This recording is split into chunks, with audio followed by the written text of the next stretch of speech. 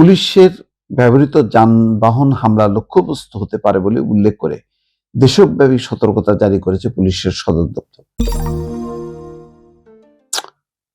Police হঠাৎ কেন সতর্কতা জারি করলো? কি এমন পরিস্থিতি হলো? একেবারেই রাজনৈতিক একটা শান্ত পরিস্থিতি এখন। এমন কোনো পরিস্থিতি নেই রাজনৈতিক অঙ্গনে যেখানে একটা সতর্ক নোটিশ দিতে হবে পুলিশকে, তাও কি তার নিজের যানবাহন হামলার মুখে পড়তে পারে। সেজন্য পুলিশ সতর্কতা জারি করেছে। কেন? সিলেটের ঘটনা নাকি নিষিদ্ধ ঘোষিত আওয়ামী লীগের কোনো পরিকল্পনা? এখন সিলেটের ঘটনার পর এনসিপি ক্ষুব্ধ। তারা বর্তমান সরকারকে শেখ হাসিনার ফ্যাসিস্ট সরকারের সাথে তুলনা করেছে। সেই পথে হাঁটছে বিএনপি। তাদের ক্ষোভ বিক্ষোভ অনেক প্রকাশ করেছে। কিন্তু আমরা দেখেছি যে পুলিশের উপর কিভাবে হামলে পড়া, পুলিশের কলার ধরা, পুলিশের উপর মানে চড়াও হতে বা ঝাঁপায় পড়তে, আবার পুলিশ যখন মানে তাদেরকে ঠেকাচ্ছে হাত দিয়ে, তখন বলা হচ্ছে গায়ে হাত দিচ্ছেন কেন। এরকম ঘটনাগুলো বেশ দেখা যাচ্ছে ভিডিওতে, যে কথোপকথন গুলো পুলিশের আচরণ, পুলিশের সামনে আবার বলা হচ্ছে পুলিশের মানে আচরণ, ডাক্তার মাহমুদা মিতুর স্লোগান, সেই শেখ হাসিনার পুলিশের সামনে যেভাবে একটা বাচ্চা মেয়ে স্লোগান দিয়েছিল, সেই স্লোগানের সাথে তাল রেখে তিনিও সেই বলেছেন।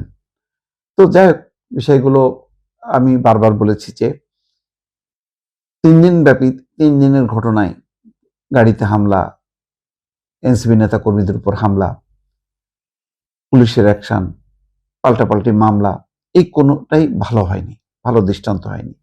এটা বিএনপির সতর্ক থাকাও ছিল, আর এনসিপি নেতাদের মুখ সামলানো দরকার ছিল। রাজনৈতিক আলোচনা করেন, গরম গরম বক্তৃতা দেন, কিন্তু পার্সোনালি অ্যাটাক করে যে ধরনের কথাবার্তা, সেটা আমি আর বললাম না, ইতিমধ্যে আপনারা দেখেছেন কে কিভাবে মানে একেবারে ব্যক্তিগত পর্যায়ে এনে কথা বলে। রাজনীতির ভাষা না, শালীনতার ভাষা এগুলো না। যাই হোক, এগুলি অনেকবার বলছি, কিন্তু এগুলি আমাদের বলার মধ্যেই থেকে যাচ্ছে। তাদের কোনো সংশোধনের কোনো লক্ষণ দেখা যাচ্ছে না, বরং তারা তৃপ্তি পাচ্ছে যে এইগুলি মনে করছে যে বললে তারা হিরো হচ্ছে। এখন পুলিশের ব্যবহৃত যানবাহন হামলা লক্ষ্যবস্তু হতে পারে বলে উল্লেখ করে দেশব্যাপী সতর্কতা জারি করেছে পুলিশের সদর দপ্তর। তাৎক্ষণিকভাবে মাঠ পর্যায়ে সব ইউনিটকে নিরাপত্তা ব্যবস্থা জোরদার করারও নির্দেশ দেওয়া হয়েছে। গতকালকে শনিবার পুলিশ সদর দপ্তরে অপারেশনস নিয়ন্ত্রণ কক্ষ থেকে পাঠানো এক জরুরি বার্তায় এই নির্দেশনা দেওয়া হয়। বার্তায় বলা হয়, পুলিশের ব্যবহৃত জিপ, পিকআপ, বাস সহ বিভিন্ন যানবাহনের উপর হামলা হতে পারে। এমন গোয়েন্দা তথ্যের ভিত্তিতে নিরাপত্তা নিশ্চিতে সর্বোচ্চ সতর্কতা অবলম্বন করতে হবে। দায়িত্বরত অবস্থায় কোনো যানবাহন থামানোর প্রয়োজন হলে তার নিরাপদ স্থানে পার্কিং করার কথা বলা হয়েছে।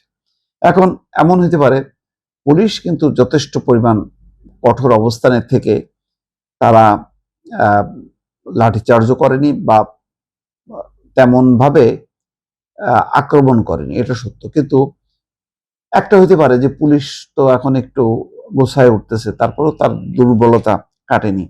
এই অবস্থায় যদি পুলিশকে আরো ভীত সন্ত্রস্ত করা যায়, আরো যদি তাদেরকে দুর্বল করা যায়, তাহলে হয়তো যারা আন্দোলন করে একটা পরিস্থিতি তৈরি করতে চায়, সেটা নিষিদ্ধ ঘোষিত আওয়ামী লীগ হোক বা অন্য কোনো দল হোক, তাদের জন্য সুবিধা হবে।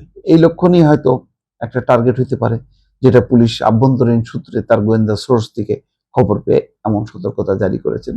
কিন্তু এই সতর্কতার মধ্য দিয়ে যেটা হলো যে একটা স্বাভাবিক রাজনৈতিক পরিস্থিতি, তার মধ্যে হঠাৎ করে একটা কেমন জানি কালো মেঘের ঘনঘটা বলবো, সেটা কোনোভাবেই বাঞ্ছনীয় নয়, কোনোভাবেই প্রত্যাশিত নয়। এইরকম পরিবেশ পরিস্থিতি হবার কথা ছিল না এবং হওয়া উচিত না। কেন হচ্ছে, এটি আরো গভীরভাবে রাজনৈতিক মহল, যারা সরকারের নীতি নির্ধারক পর্যায়ে আছেন, তাদের ভাবা উচিত।